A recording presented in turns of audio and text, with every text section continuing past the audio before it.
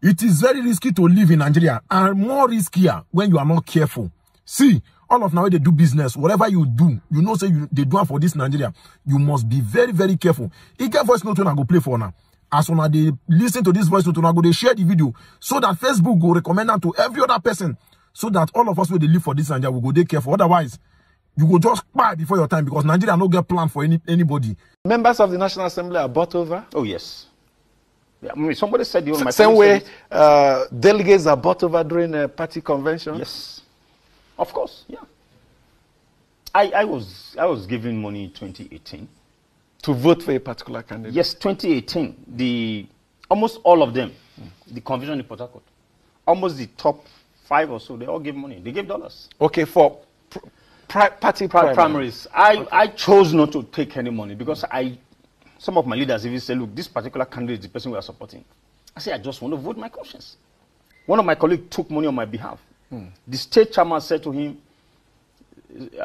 somebody told me, have you seen your money? I said, I'm not taking money, I'm voting my conscience. So he said, but we'll give your money to so and so person. He told his secretary, go and bring the money from that guy. A member of PDP was telling me that, oh, PDP gave $5,000. This other ones gave $10,000. Why did PDP not make it up to $10,000? If you are an African like myself, right, sometimes you come across things that will make you wonder what is really going on in Africa and what is really going on in the minds of our leaders and politicians.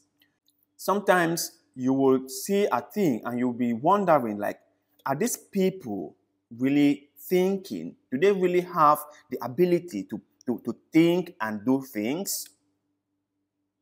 You will see the thing they are supposed to do, but they won't do it. And you will wonder, like, why are they not doing what they are supposed to do? What might be the reason why they are not doing what they are supposed to do? Now, for those of you who might be wondering what I'm talking about, please watch this video. That's why the oil pipes of Nigeria are passing through villages where poverty is worst. British Petroleum. And Nigeria has to import back its own fuel as a processed product at a price 3 to 4, 5 times more than they send it out of the country. So tell me, Nigeria, after 60 years of mining oil, why up to date you don't have a processing and a refinery to purify your oil and sell petrol to the world? No, those mines don't belong to us. The government signed a document with the British government, and it's in the constitution, it's in the law, that Britain will mine this place for the next 99 years. I don't know how long is the lease. So you have the same law that you vote leaders into, and when they get into this law, the Western world always make sure the person going onto that chair understands the law which protects us.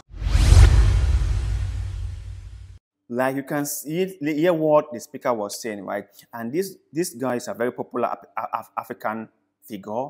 He is very popular, and I believe he is very knowledgeable about things in Africa. Like what he said is what you see on a daily basis in Africa. The places that this crude oil are being mined do not have good roads, cannot boast of constant electricity, cannot boast of a good drinking water, but their land has minerals that are worth billions upon billions upon billions. It's like you live in an ocean, but yet still, you cannot find fish to eat. You cannot find water to do anything with. You live in a forest, but you cannot find wood to keep yourself warm at night. You cannot find wood to make a place for you to live in, to build a shelter for yourself. You cannot find wood to cook food for your family.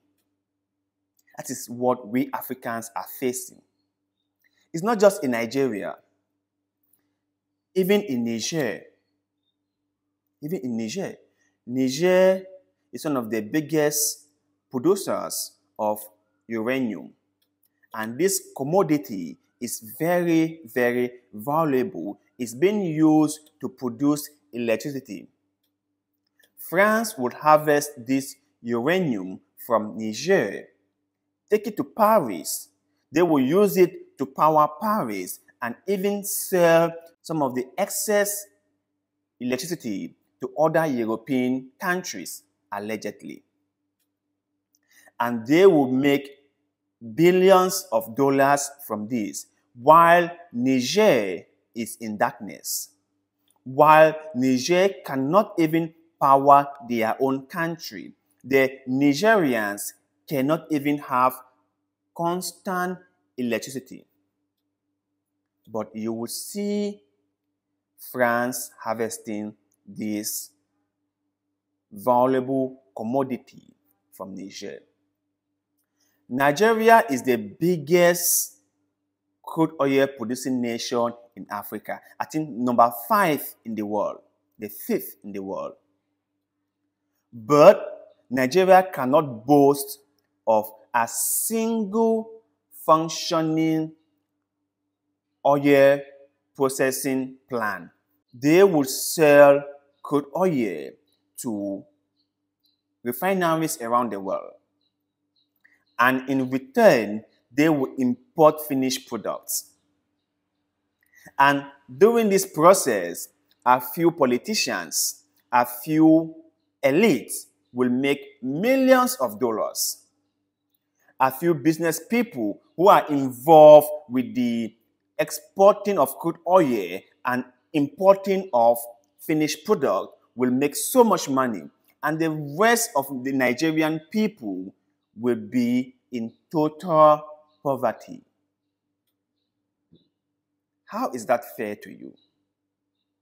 How is this fairness? How is it fairness?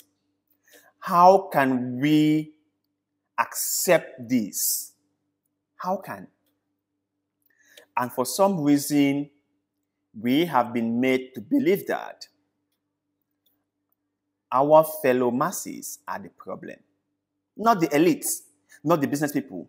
The masses are the problem. The masses are lazy. The masses are not educated. The masses complain all the time. They don't want to do anything. They just want to complain about every single thing. That is what we have been made to believe. Why the elites steal our future? We are out there fighting with our fellow neighbors who are commoners, who have nothing to take from us.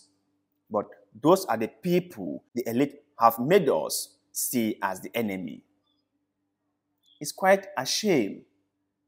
It's quite a shame. Whenever I talk about Nigeria, I get so emotional because I cannot believe what is going on. Because I have seen other oil-producing nations in Asia, in the Middle East, Saudi Arabia, Qatar, Bahrain, Oman, UAE. All these countries in the Middle East have just crude oil or natural gas. Example, Qatar has just natural gas. But they have managed to use the revenue generated from that resources to build Qatar. Qatar is one of the best countries in the whole world. Go to Saudi Arabia. They have crude oil. And they have used this to build their country. In fact, Saudi Aramco is one of the biggest companies in the whole world. The Saudi Arabians have turned their country around just by using revenue from crude oil. But when you come to Africa, it's a different story altogether.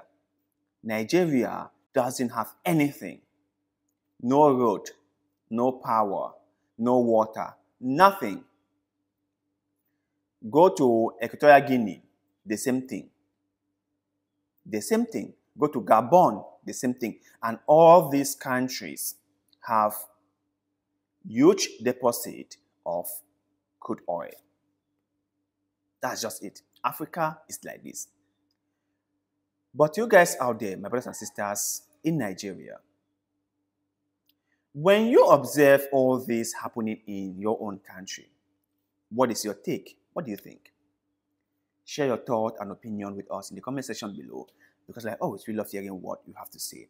And also, please do us a favor by liking this video, sharing it, and most importantly, subscribing to this channel, because that helps us a lot and we shall forever be grateful to you. So thank you very much for doing just that. And like always, see you in the next one.